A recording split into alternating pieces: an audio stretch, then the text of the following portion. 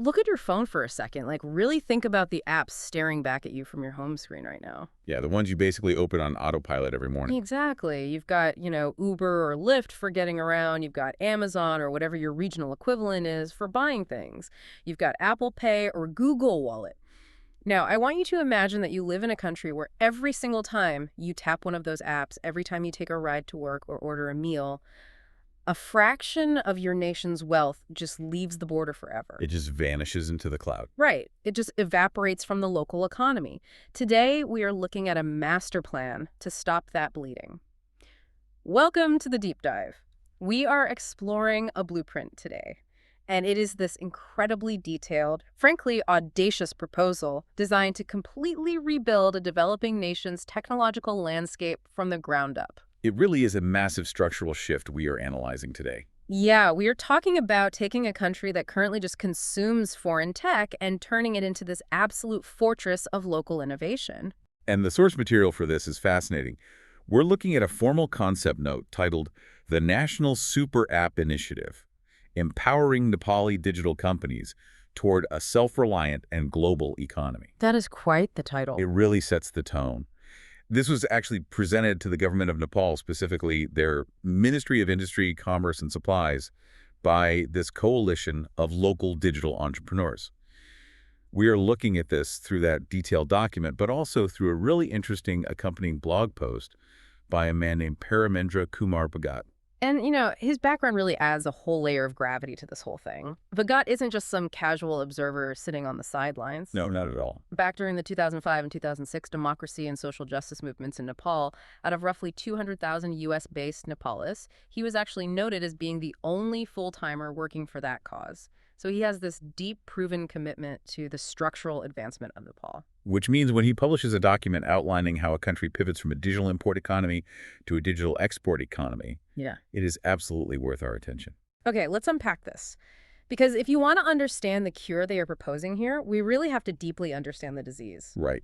And it frames the conversation not just around, software development, but around actual national sovereignty. A digital import economy is exactly what you described a moment ago. The phone apps. Yes. It's a nation that relies almost entirely on foreign-owned platforms for its daily digital life. The goal of this initiative is to become a digital export economy. Which means what, exactly, in practical terms? It means becoming a self-reliant creator of technology that eventually, and this is key, exports those digital services back out to the rest of the world. Wow. Okay, so jumping back to the origin of this concept note, it comes from three specific Nepali digital entrepreneurs. You've got Anil Saw of RemitPay, Asit Saw of Deal.io, and Jay Saw of Kalkisana Drive. Yeah, the SAW group. Right. And they didn't write this for a college economics class. They wrote this because they're currently facing down an existential economic crisis in their own home country. They are operating in these core sectors: ride-sharing, e-commerce, remittances. These are essentially the nervous system of modern commerce. Yeah, you can't run a city without them. Exactly. And the document outlines three cascading macroeconomic threats caused by foreign dominance in these specific sectors. The first one is severe capital flight, specifically the continuous outflow of U.S. dollars. Which is a huge deal. Massive. The second threat is the suffocation of local businesses. And the third is a devastating brain drain of technical talent. I really want to focus on that first point for a second. We hear the term capital flight a lot in economics, but in the context of digital apps, it functions like it's like a nation being forced into the role of a digital tenant. That's a good way to put it. Like if you rent a house, you pay the landlord every single month, but you never build equity in the plumbing or the foundation. It's like a leaky bucket. When a Nepali citizen uses a foreign ride-sharing app, they are basically paying rent to a foreign server. How does that actually destabilize a country's macroeconomic standing? So you have to think about the mechanics of international trade. Developing nations rely heavily on foreign currency reserves, which are almost always U.S. dollars, to just participate in the global economy. Right, because you can't just buy oil with local currency. Precisely. They absolutely need those dollar reserves to import tangible, life-saving essentials. We're talking petroleum, medicine, heavy machinery for infrastructure. Now, look at the unit economics of a foreign ride-sharing app operating in Kathmandu. Okay, let's walk through. A driver gives a passenger a ride. The passenger pays in local currency, which is the Nepali rupee. The foreign platform takes their commission, let's say it's 20 or 25%. Kind of standard gig economy stuff. Right. But that commission doesn't just sit in a local Nepali bank. The Yeah. platform converts those rupees into US dollars and repatriates them to a corporate headquarters in Silicon Valley or wherever they're based. So the local driver gets their cut, obviously, but the actual profit margin, the wealth generated by the transaction, is just vaporized from the local economy. It literally vanishes. Mm. And you have to realize it happens millions of times a day across rides, food deliveries, and online shopping. It is this invisible, relentless hemorrhage of the national dollar reserve. Wow. And when a country's dollar reserves drop too low, their currency devalues, inflation spikes, and suddenly they literally cannot afford to import basic medical supplies. That is the true danger of the digital import economy. Which perfectly explains why local companies are suffocating, which was the second threat they mentioned. Because if I'm a local entrepreneur and I launch a homegrown Nepali ride-sharing app, I am trying to build a profitable business. You want to make money. Right, I need organic revenue to survive. But the foreign tech giant entering my market, they don't care about immediate profit at all. No, they care about market share. Foreign tech giants often enter these developing markets backed by billions of dollars in venture capital. They use that massive war chest to essentially subsidize the market. Like artificially lowering prices. Exactly. They might offer rides at a 50% discount to the rider and at the same time pay drivers a massive bonus just to sign up and drive for them. So they are intentionally burning cash to starve the local competitors. Yes. A local startup relying on organic revenue simply cannot survive that kind of predatory pricing. They can't offer 50% off forever. They eventually run out of money and fold. And that leads directly to the third crisis, right? The brain drain. It's all connected. Yeah, because imagine you are this top-tier software engineer graduating from a university in Nepal. You look around the domestic market.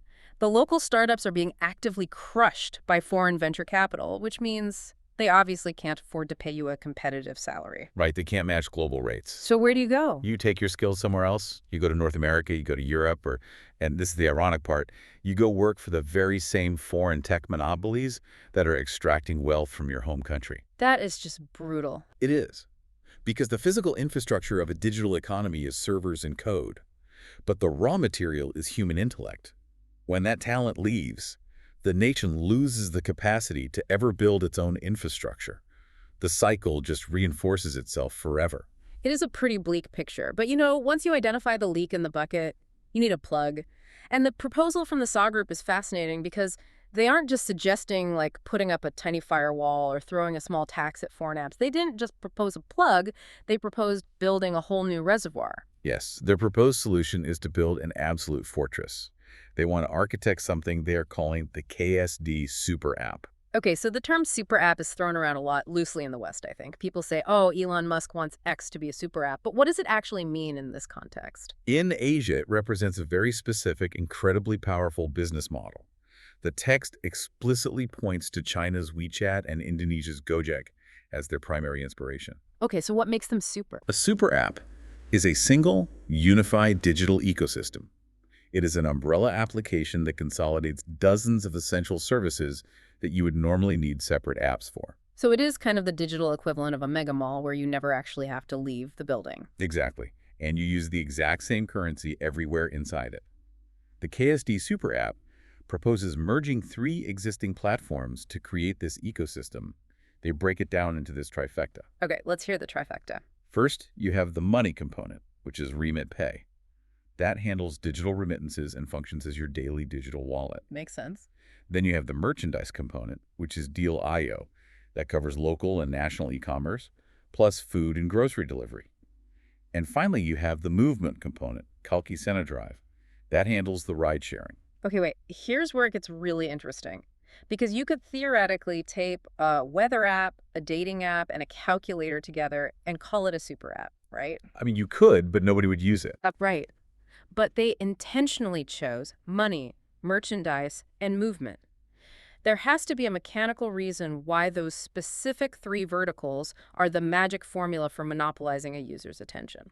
It basically comes down to frequency and friction. Ride-sharing, the movement layer, is the ultimate frequency driver. Think about it. People commute every single day. Yeah, twice a day, usually. If you want a user to open your app consistently, you need to offer a service they rely on daily. That builds the habit. Once the app is open for a ride, you reduce the friction for them to use other services. Ah, I see. Right, so merchandise, the food and grocery delivery captures a massive percentage of their recurring household expenditure. But the wallet is the glue, right? The remit pay side of things. The wallet is the entire engine. If you control the digital wallet, you own the underlying financial infrastructure of the entire ecosystem. You eliminate credit card processing fees for your own services, and you capture the data on every single transaction. Okay, I get the theory, and it sounds beautiful when you draw it out on a whiteboard. But I really have to push back here for a second. Sure, go ahead. Because as someone who has watched massive corporate mergers fail spectacularly, is it really that easy to just smash three different tech companies together? What does that actually look like under the hood? Because merging different code bases, different user databases, different security protocols, it sounds like an absolute nightmare that would just result in a laggy, bloated mess. You're absolutely right to question that. The engineering hurdles are immense. And honestly, the risk of creating a bloated application is the primary reason so many Western apps have completely failed to become true super apps. Because they just bolt features on without integrating them. Exactly. Mechanically, you aren't just linking apps with a few hyperlinks. Mhm. You are rebuilding the architecture from the ground up. You need a single user profile that seamlessly interacts with three radically different databases. Right, because a taxi app is totally different from a banking app. Vastly different. You have logistics for tracking the drivers in real time, inventory databases for the e-commerce side, and highly secure ledger systems for the financial wallet.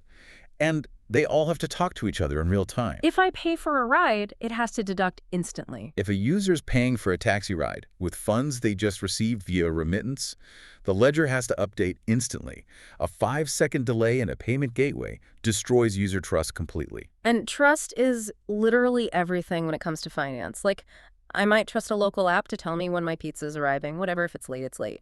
But trusting a brand new unified local app with my actual bank account details, my physical location data 24/7. It's a huge ask. Yeah, my entire purchasing history. That requires a massive leap of faith from the consumer, especially when the foreign apps have spent billions conditioning users to trust their slick, perfectly optimized interfaces. And beyond the digital architecture, there is the staggering reality of physical infrastructure. The merchandise layer, Deal.io, requires real-world logistics. We are talking about building out actual physical warehouses, establishing supply chains with local farmers and manufacturers, and managing a massive fleet of delivery personnel. You can't fake that with good code. No, a super app bridges the digital and physical worlds. You actually need the motorcycles on the ground. But if they manage to cross that chasm, just think about what this looks like for you, the listener, if you were living in this ecosystem. Like, picture your daily routine. You wake up, you open the KSD app to order your morning coffee from a local cafe. Because the coffee shop is on the Deal.io platform. Right. And the app knows your location, so you tap a button to summon a KSD ride to work. While you are in the car, you remember you need to send money to your parents in a rural province. You use the exact same app, the exact same digital wallet, to send the funds instantly. And it costs you almost nothing in fees. Exactly. And then during lunch, you order a new jacket from a local retailer on the app. You have lived an entirely modern digital day, and you haven't left a single domestically owned platform. And critically, from a macroeconomic perspective, every single transaction fee, every data point, and every sliver of profit generated by your day stayed entirely within the national borders. The bucket isn't leaking anymore. The wealth circulated internally, strengthening the domestic economy rather than leaking out to foreign servers. Okay, so we have the vision. We have the three companies willing to build it.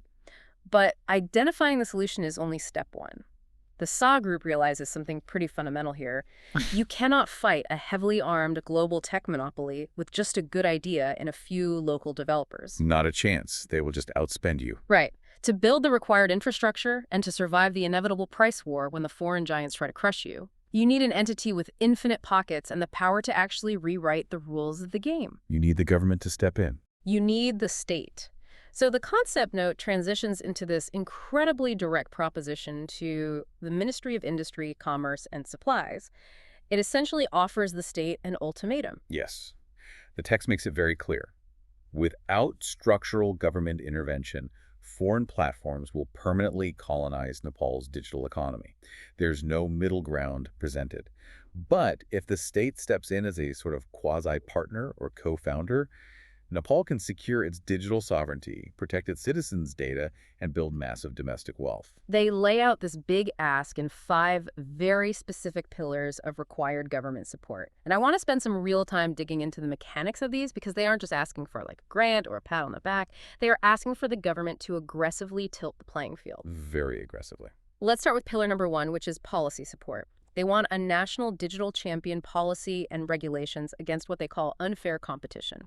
What does a digital champion policy actually do in practice? So a national digital champion policy is essentially a massive, powerful signal to the market. It is the government formally declaring to banks, to private investors, and to consumers that this specific initiative is backed by the state's strategic interests. So it de-risks the whole project for investors. Exactly. And when they ask for regulations against unfair competition, they are directly targeting the venture capital subsidization we discussed earlier. They want the government to step in and make it literally illegal for foreign companies to offer services below cost just to drive local companies out of business. So they want a price floor. It is a demand for a price floor to ensure survival based on actual business fundamentals. So you win by having a better service, not just by having the biggest war chest from Silicon Valley. Okay, that makes total sense. Stop the bleeding first, make the fight fair, then comes the capital requirement.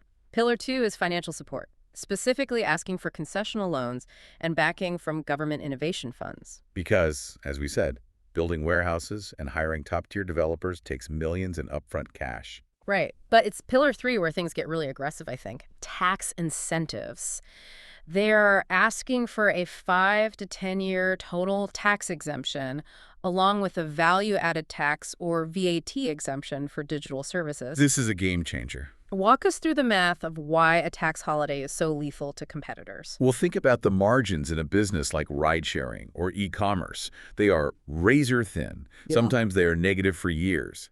If a standard corporate tax rate is taking a significant chunk of any potential profit, your growth is going to be incredibly slow. Every dollar taxed is a dollar you can't spend on marketing. Precisely. A 5 to 10-year tax holiday means the KSD Super App can reinvest 100% of its revenues directly into capturing the market.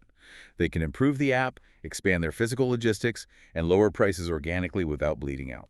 And what about the VAT exemption? How does that move the needle? That impacts the consumer immediately. A value-added tax is essentially a consumption tax added to the price of a good or service at the point of sale. In many developing nations, foreign digital services sometimes operate in this weird legal gray area where they might dodge local consumption taxes, making them artificially cheaper than local options. Ah, so they already have an unfair advantage. Exactly. Oh. Or, conversely, if both the foreign and domestic apps are taxed equally, removing the VAT specifically for the domestic super app instantly makes it 10 to 15% cheaper for the end consumer.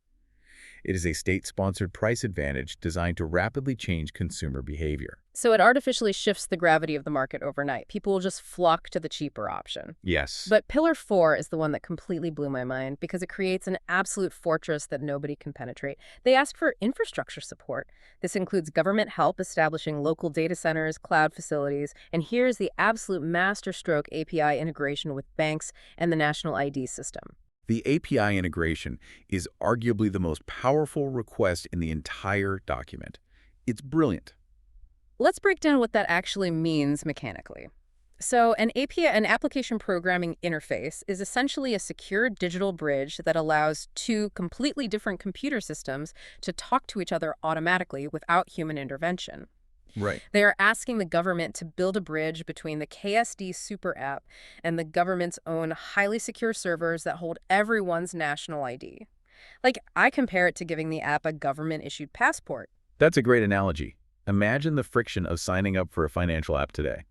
You probably know the drill. Yeah. You have to take a photo of the front of your driver's license, then the back. Then you take a selfie holding it up to your face. Exactly. You submit it, and you wait 48 hours for some third-party service to verify you are a real person before you can even move a dollar. Yeah. But with direct API access to the national ID database, a user just enters their ID number into the Super App. And then what? The app's server pings the government server, and the government instantly sends back a cryptographic confirmation. Yes, this person is who they say they are. The verification takes milliseconds. Wow. It creates a moat of absolute trust. I mean, A foreign company operating servers in another jurisdiction completely outside Nepali law. They will never, ever be granted that kind of direct, automated access to a sovereign nation's ID database. It's a massive security risk. No government would allow it. So by securing that API integration, the Super App instantly achieves a level of seamless user onboarding and institutional legitimacy that foreign competitors physically cannot replicate, no matter how much money they have. What's fascinating here is how the text frames this request. We are discussing intense market protectionism here, right? Yeah, the government actively picking winners and losers. Exactly. And in classical economics, there is endless debate about whether this is good or bad. Does it stifle innovation by removing the threat of competition? Do monopolies get lazy? But the authors of the concept note do not frame this as an economic theory debate at all. They frame it entirely as a matter of national security and data control. Right, because if you mandate local data centers, which is also part of this pillar, you are ensuring that the physical hard drives holding the location data, the financial records, and the behavioral profiles of your citizens are physically sitting inside the borders of Nepal. And therefore, they are subject to Nepali law and oversight. In the modern era, data sovereignty is national sovereignty. It's the new gold. It really is. If a foreign corporation holds the granular data of your entire population's movements and spending habits, they possess an incredible amount of unregulated soft power over your society. Which brings us to the final request, Pillar 5, international expansion support. And this is bold. They aren't just asking for walls to hide behind. They are asking for diplomatic backup to launch an offensive. They want the state to use its diplomatic weight and trade agreements to help the Super App expand into foreign markets. They essentially want the government to act as a snowplow, clearing the diplomatic hurdles so this newly incubated tech giant can start operating overseas without red tape.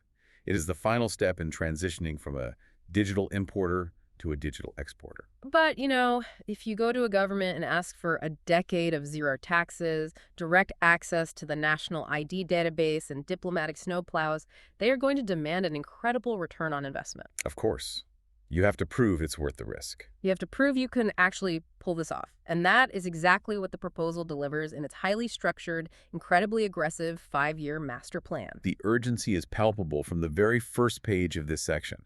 They don't just submit the proposal and hope for a meeting. They start a 90-day clock. Literally a countdown. Yes. They formally request that the ministry grant the Super App Initiative national priority status, establish a joint government-private task force, and finalize a complete implementation roadmap within 3 months. They want action immediately. And from there, they break the timeline down into 3 distinct phases. Phase 1 is the first 12 months. This is pure execution within Nepal. App development, rigorous beta testing, and launching initial operations. It's the proof of concept phase. Because talk is cheap, they have to prove that they can actually solve the database integration nightmares we discussed earlier. They have to prove the KSD ride-sharing layer works seamlessly with the Remit Pay digital wallet out there in the real world with real users. Assuming they survive year 1 and it all works, they enter phase 2, which covers years 1 through 3. This is focused on nationwide expansion and market consolidation. Right, this is the trench warfare phase. Exactly. This is where they utilize those government tax advantages to actively hunt down the market share held by foreign competitors across every province in Nepal, not just the capital. But phase 3 is where the strategic genius of the plan fully reveals itself.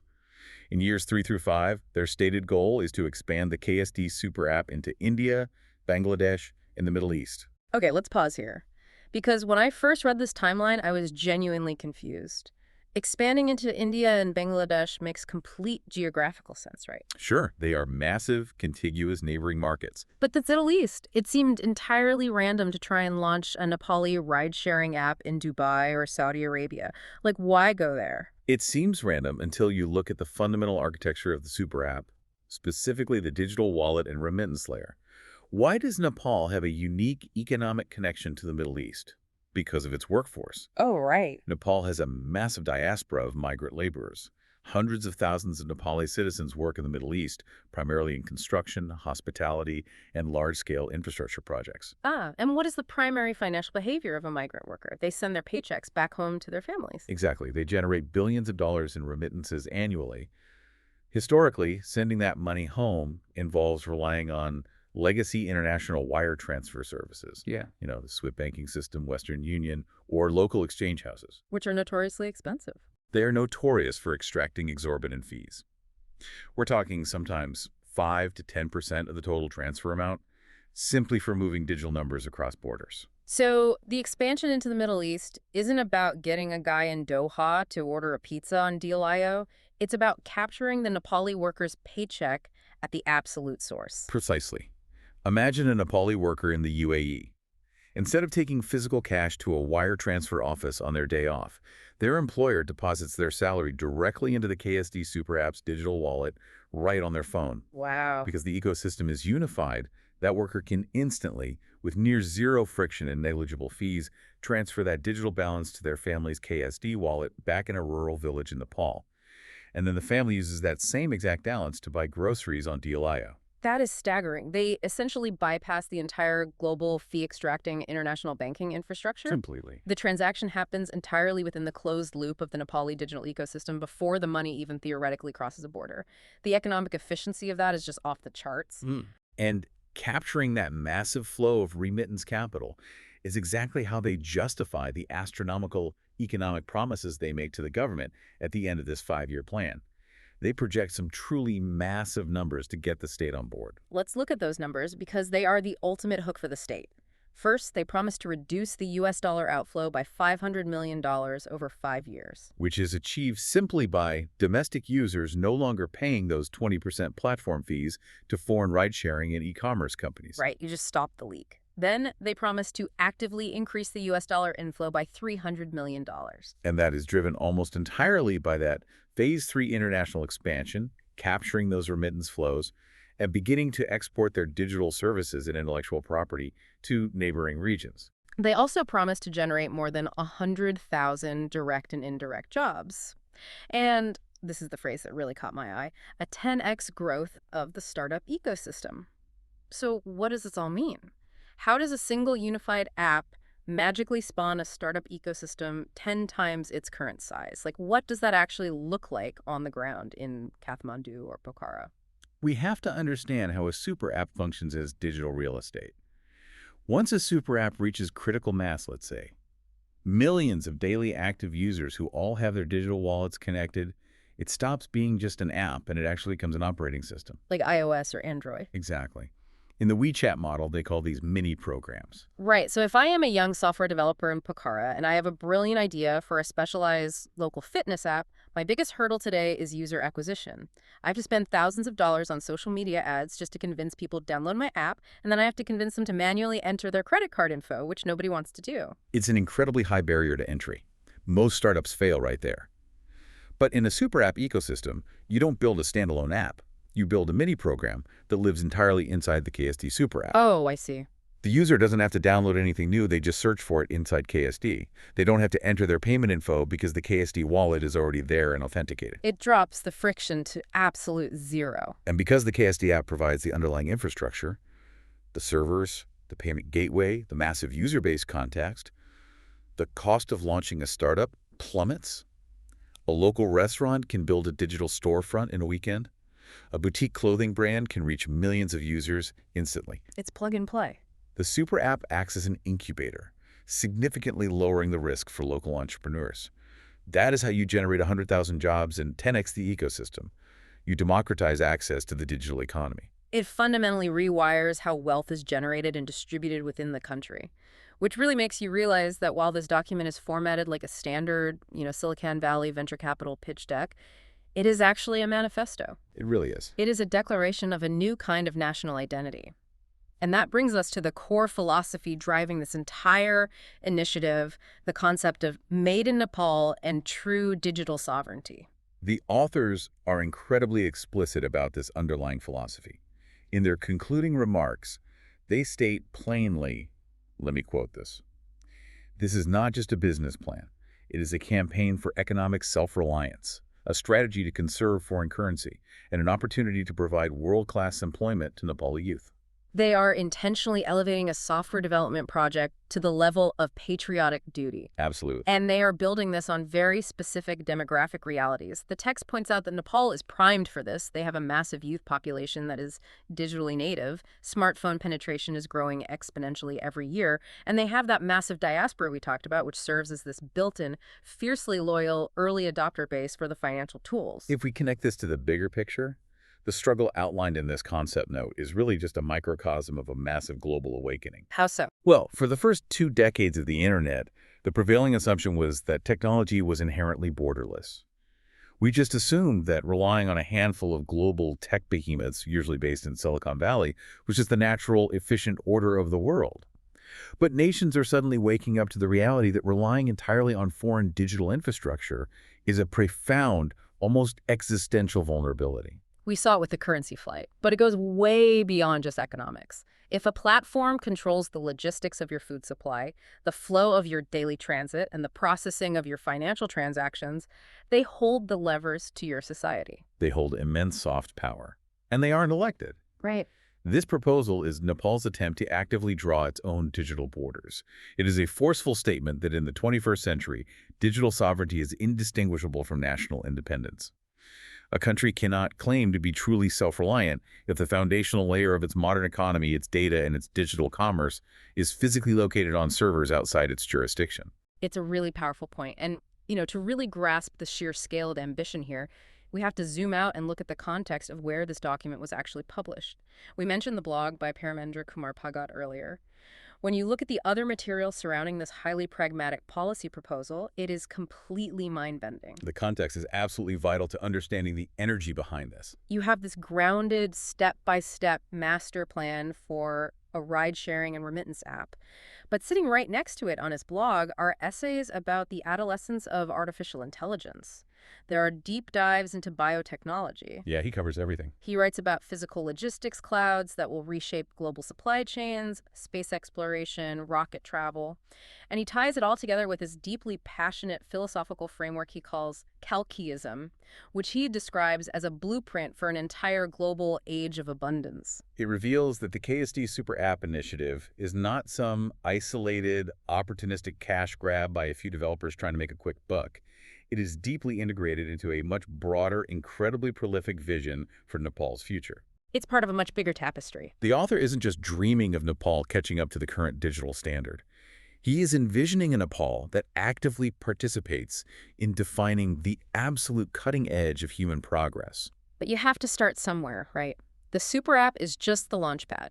It is the practical, immediate vehicle required to secure the domestic economy so that the nation can eventually pursue those trillion-dollar visions of AI in space and beyond. You have to secure your own backyard before you can build a spaceship in it. That's a great way to summarize it. It really is a remarkable journey of conceptualization.